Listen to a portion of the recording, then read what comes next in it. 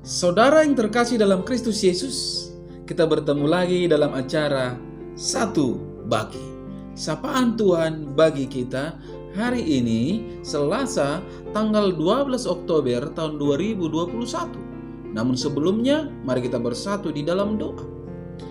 Damai sejahtera Allah yang melampaui segala akal, itulah yang memelihara hati dan pikiranmu di dalam Kristus Yesus Tuhan kita. Amin. Saudara yang terkasih dalam Kristus Yesus, sapaan Tuhan bagi kita di hari ini terangkat dari kitab Roma pasal yang ke-12 ayat yang ke-19. Demikian firman-Nya. Saudara-saudaraku, janganlah kamu sendiri menuntut pembalasan, tetapi berilah tempat kepada murka Allah. Sebab ada tertulis, pembalasan itu adalah hakku, akulah yang akan menuntut pembalasan, firman Tuhan. Sampai sejauh itu firman Tuhan, saudara-saudara. Saudara yang terkasih, saya mengangkat tema dari kebenaran firman ini, yaitu pembalasan hak Tuhan. Saudara yang terkasih dalam Kristus Yesus, bagi orang yang menaruh dendam atau niat pembalasan terhadap orang lain, pastilah di dalam hatinya tidak ada hal-hal yang positif, melainkan pasti rancangan-rancangan yang jahat ataupun negatif. Mari kita melihat Saul, saudara-saudara, adalah pribadi yang menyimpan kebencian dan dendam di dalam hidupnya kepada Daud. Oleh karena banyak orang mengeluh-elukan Daud dengan perkataan, Saul mengalahkan beribu-ribu musuh, tetapi Daud berlaksa-laksa. Saudara yang terkasih, karena hal itu hati Saul dipenuhi oleh rasa dendam. Maka ekspresi yang keluar pun hal-hal yang negatif dari hidupnya semata. Baik itu melalui perkataan dan juga perbuatan. Pembalasan dendam hanya akan menciptakan penderitaan batin bagi setiap orang, saudara-saudara. Ini harus kita pahami. Demikianlah yang terjadi di dalam hidup Saul. Saudara yang terkasih, Yusuf, kalau kita melihat bagaimana kehidupannya, dia adalah contoh orang yang sanggup mengasihi dan mengampuni musuhnya. Meski dianiaya dan dibuat menderita oleh saudara-saudaranya, Yusuf tidak menyimpan dendam sedikit pun terhadap saudara-saudaranya, tetapi ia malah menunjukkan kasih dan kemurahannya. Yusuf sangat percaya sebagaimana yang dikatakan dalam Roma 8 ayat 28, saudara-saudara.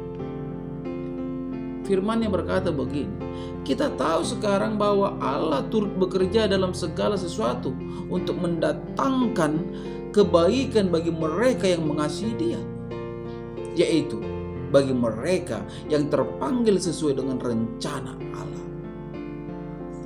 Hal itulah, saudara-saudara, yang membuat Daud mampu mengampuni dan melupakan kejahatan yang diperbuat oleh saudara-saudaranya terhadap dirinya. Kita tidak diperkenankan, saudara-saudara, selaku anak-anak Tuhan membalaskan dendam kepada musuh. Ini harus kita pahami, karena memang pembalasan adalah hak mutlak Tuhan Yesus, Tuhan Allah. Barang siapa berusaha membalas dendam kepada orang lain, berarti ia telah mencuri hak mutlak milik Tuhan Allah kita. Karena ketika kita melakukan pembalasan, maka sebenarnya kita sedang menduduki posisi Allah. Kita sedang menggeser posisi Allah dari posisinya yang sebenarnya, dari posisinya yang seharusnya. Pembalasan itu bukan hak kita manusia, melainkan milik Tuhan sendiri. Yang menjadi bagian kita adalah mengizinkan Tuhan untuk menangani orang lain. Biarlah Tuhan sendiri yang bertindak, karena Ia punya cara dan waktu sendiri untuk menangani masalah-masalah yang terjadi, saudara-saudara.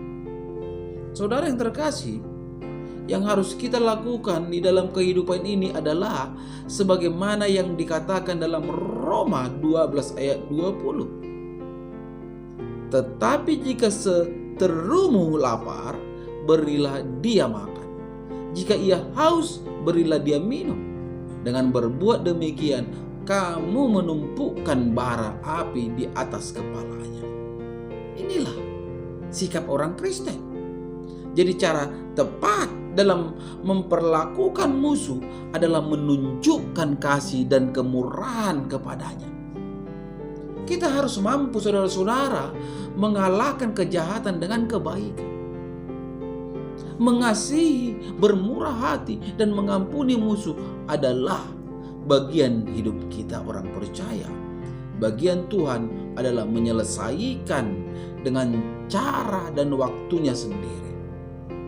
Ingatlah saudara-saudara, kejahatan, kebencian, dan dendam hanya akan menjadi penghalang berkat Tuhan tercurah dalam hidup setiap orang. Untuk itu, jauhkan dendam dari kehidupanmu, tetaplah berserah kepada Tuhan. Amin. Kita bersatu dalam doa. Bapa di dalam surga, segala puji dan syukur patut hamba panjatkan kehadirat-Mu, di mana oleh kemurahan-Mu hamba bisa ada sebagaimana ada pada saat ini. Terlebih lagi Tuhan, kebenaran firman-Mu yang telah berkumandang melalui media YouTube ini.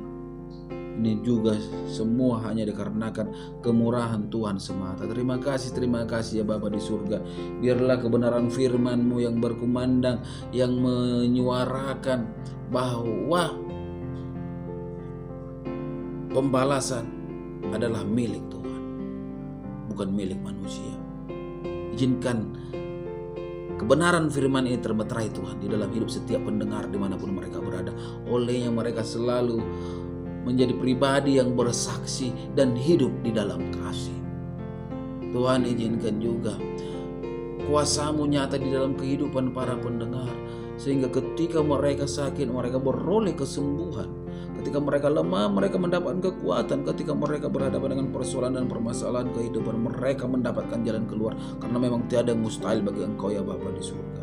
Pada pagi hari ini hamba berdoa agar setiap pendengar dimanapun mereka berada Tuhan, jamah tubuh mereka, sehingga pergumulan mereka melalui sakit penyakit bisa teratasi. Tiada yang mustahil bagi Engkau ya Bapa di surga. Ketika Engkau bertindak, ketika Engkau berkarya, ketika Engkau Tuhan menjamah, segala sesuatu pasti berubah menjadi baik. Sebagaimana ketika Engkau Tuhan memberkati air menjadi anggur.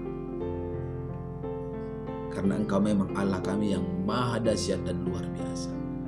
Inilah doa hamba di pagi hari ini. Hamba percaya Tuhan pasti menyatakan dan mengabulkan doa hamba, karena hamba berdoanya dalam satu nama, yaitu Yesus Kristus Juru Selamatku yang hidup. Amin. Salam buat kita semua. Salam sehat.